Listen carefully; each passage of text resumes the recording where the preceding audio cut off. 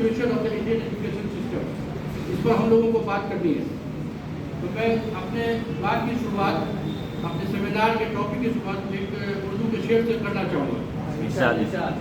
रात का करीब सन्नाटा मिटाने के लिए, रात का करीब सन्नाटा मिटाने के लिए एक हिलाले इल्म चमका हिंद के अफलाक पर।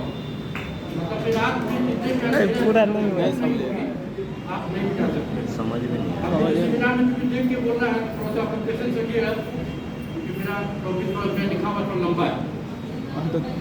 5 मिनट बस है, टाइम उतना ही मिलेगा।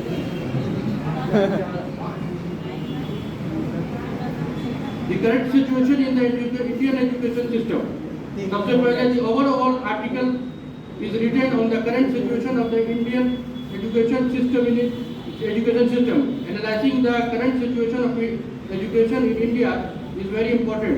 This will be further discussed by assessing the present issues in the education system in India and providing solutions to them. India holds a crucial place in the education system throughout the world. India has around 1.5 million schools in which 260 million students are enrolled. Further, the country has around 35,539 colleges and 751 universities. Hence, it can be easily said that one of the biggest and most advanced framework of Indian education is present in India. However, there is a huge potential for improvement in the Indian education framework. It can be said that the Indian education system may go through significant improvement. Historical background. First, before knowing and discussing the education system, important point is that first of all we have to understand and know about the historical background of Indian education system, because this seminar is based on the current education system. So we will just discuss in brief on the historical background.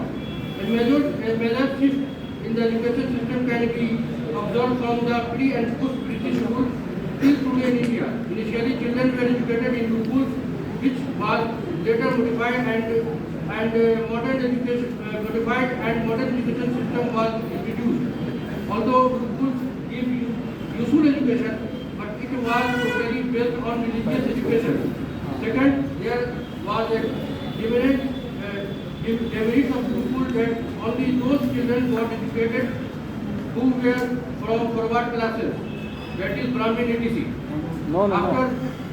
After India became independent, the Constitution committed 6 fundamental rights, of which one was the right to education. It allowed free education for every children up to ages 6 to 14 years. The important thing to note that here is that we are not discussing the education system of